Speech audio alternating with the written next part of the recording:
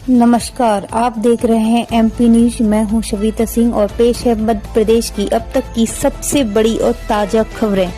राजनीति से लेकर जनता की समस्याओं तक, मौसम से लेकर विकास की योजनाओं तक हम लाए हैं आपके लिए पूरे प्रदेश की हर बड़ी खबर बिल्कुल साफ और सटीक अंदाज में।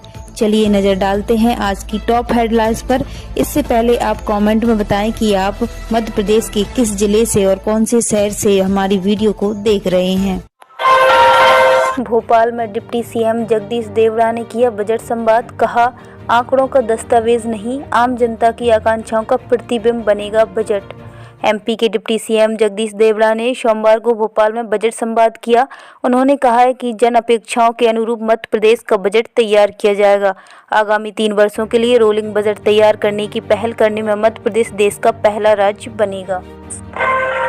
हरदा के नेहरू मैदान में 21 दिसंबर को हुए करनी सेना के आंदोलन पर सवाल खड़े हो रहे हैं। करनी सेना ने यह आंदोलन 21 सूत्रीय मांगों को लेकर किया था। इसमें प्रदेश भर से करीब 20,000 लोग शामिल हुए। करनी सेना ने दावा किया था कि ये मांगें सभी समाज के लोगों की हैं, लेकिन 11 घंटे तक चला ये आंदोलन केवल एक मांग पूरी होने के बाद ही खत्म हो गया। पूर्व मुख्यमंत्री स्वर्गीय कैलाश जोशी के बेटे और पूर्व मंत्री दीपक जोशी की एक और शादी चर्चा का विषय बनी। इससे पहले 2 और महिलाएं दीपक जोशी की पत्नी होने का दावा कर चुकी हैं। जोशी ने 4 दिसंबर को महिला कांग्रेस की पूर्व प्रदेश सचिव पल्लवी राज सक्सेना से भोपाल के आर्य समाज मंदिर में शादी की थी। देवास में प्रेमी से शादी करने की जिद में नाबालिग लड़की 50 मीटर ऊंचे मोबाइल टावर पर चढ़ गई। मामला रविवार का सतबास तहसील के धासड़ गांव का है। इसका वीडियो सोमवार को सामने आया। लड़की को टावर पर चढ़ा देखकर गांव वाले घबरा गए। उन्होंने पुलिस की डायल 112 पर सूचना दी। कुछ ही देर में भीड़ जमा हो गई। गांव वाले लड़की को समझाने का प्रयास करने लगे। बताया जा रहा है कि युवक और लड़की का गोत्र एक है, इसलिए परिजन रिश्ते के खिलाफ थे। इसी बात को लेकर घर में विवाद चल रहा था। एमपी के 23 जिलों में रेत के अवैध कारोबार को कंट्रोल करने का दावा करने वाली स्कूल टीचर प्रतिभा राय सस्पेंड हो गई।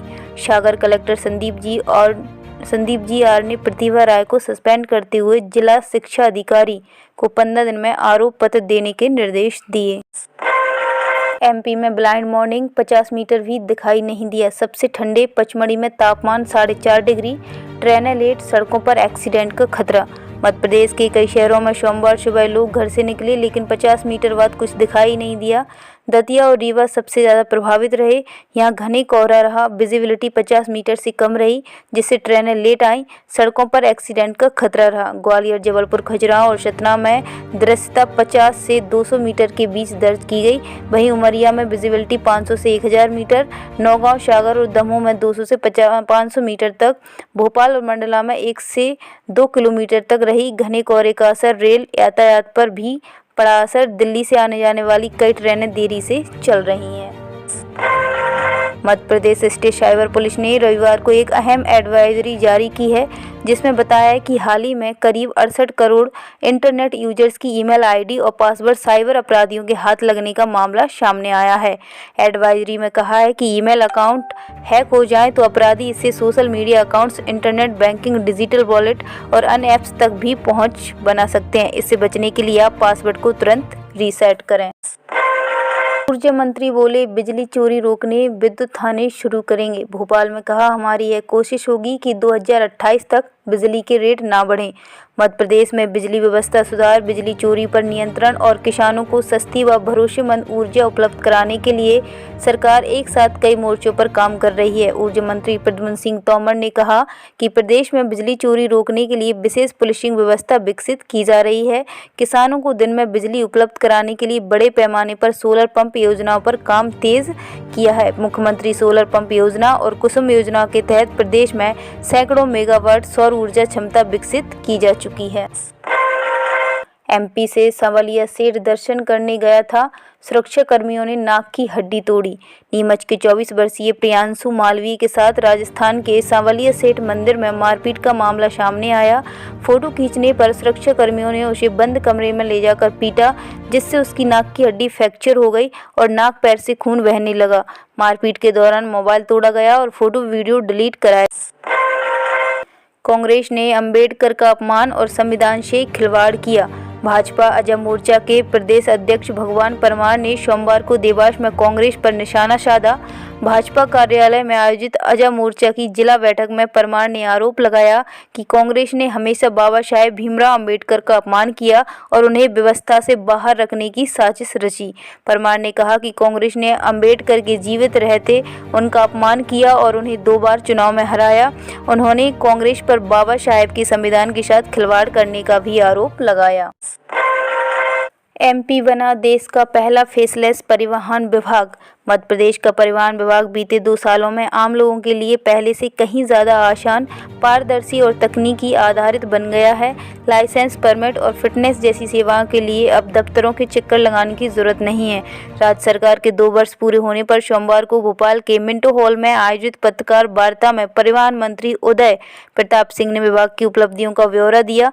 उन्होंने बताया कि मध्य प्रदेश देश का पहला राज्य बन गया है जहां परिवहन विभाग की लगभग सभी सेवाएं पूरी तरह फेसलेस मोड में उपलब्ध कराई जा रही हैं। मनरेगा से गांधी का नाम हटाने पर कांग्रेस का प्रदर्शन। केंद्र सरकार द्वारा महात्मा गांधी राष्ट्रीय ग्रामीण रोजगार गारंटी योजना मनरेगा के मूल स्वरूप में संभावित बदलाव और इसके नाम से राष्ट्रपिता महात्मा गांधी का संबोधन हटाए जाने की चर्चाओं ने राजनीतिक रंग ले लिया है। इस मुद्दे पर सोमवार को नीमच जिला कांग्रेस कमेटी और कई संगठनों ने केंद्र की नीतियों के खिलाफ प्रदर्शन किया। शहर के 40 चौराहे पर धरना किया गया। इसके बाद विजय टॉकीज तक एक आक्रोश रैली निकाली गई जिसमें केंद्र सरकार के खिलाफ जमकर नारेबाजी हुई। प्रदर्शन के समापन पर राष्ट्रपति के नाम एक ज्ञापन तहसीलदार को सौंपा गया। बांग्लादेश में हिंदुओं पर हो रहे अत्याचार का नर्मदापुरम में विरोध हुआ। सोमवार शाम को अंतर्राष्ट्रीय हिंदू परिषद राष्ट्रीय बजरंग दल प्रांत मंत्री जगवीर राजवंशी के नेतृत्व में सत रास्ते पर बांग्लादेश का पुतला जलाया। पुतला दहन से पहले फ्लैक्स पर बने बांग्लादेश के ध्वज को सड़क पर रखकर उस पर जूते चप्पल भी मारे गए। इसके बाद राष्ट्रपति के नाम तहसीलदार को ज्ञापन दिया गया। भोपाल के अयोध्या बाईपास पर 81,000 पौधे रोपेगा NHAI। भोपाल के आसाराम चौराहा से रत्नागिरी के तराय तक 16 किलोमीटर लंबे अयोध्या बाईपास में जिन पेड़ों को काटा जाएगा उसके बदले national highway authority of India 81,000 पौधे रोपेगा। भोपाल में बनेगी MP की सबसे ऊंची बिल्डिंग। मध्य प्रदेश की शिक्षा व्यवस्था को लेकर सरकार अब सिर्फ किताब, यूनिफॉर्म और शिक्षकों तक सीमित नहीं रहा। राजधानी भोपाल में बनने वाली प्रदेश की सबसे ऊंची सरकारी इमारत से लेकर गाय परसोद तक की योजना झलक स्कूल शिक्षा विभाग ने दिखाई। कुशाभाऊ ठाकरे सभागार में आयोजित पत्रकार वार्ता में स्कूल शिक्षा एवं परिवहन विभाग मंत्री उदय प्रताप सिंह ने बताया कि सरकार बच्चों को जन्म से लेकर 12वीं तक सिर्फ पढ़ाने का नहीं बल्कि उन्हें भविष्य के लिए तैयार करने का काम कर रही है। मुख्यमंत्री डॉक्टर मोहन यादव मंगलवार धार जिले के दौरे पर रहेंगे। इस दौरान वे 346 करोड़ रुपए के विभिन्न विकास कार्यों का भूमि पूजन और लोकार्पण करेंगे। कार्यक्रम में उनके साथ केंद्रीय मंत्री JP नड्डा भी मौजूद रहेंगे। मुख्यमंत्री 260 करोड़ रुपए की लागत से बनने वाले मेडिकल कॉलेज का भूमि पूजन करेंगे। इसके अतिरिक्त धार के धरेश्वर महादेव मंदिर को जैन के महाकाल लोक की तर्ज पर विकसित करने के लिए भी भूमि पूजन किया जाएगा।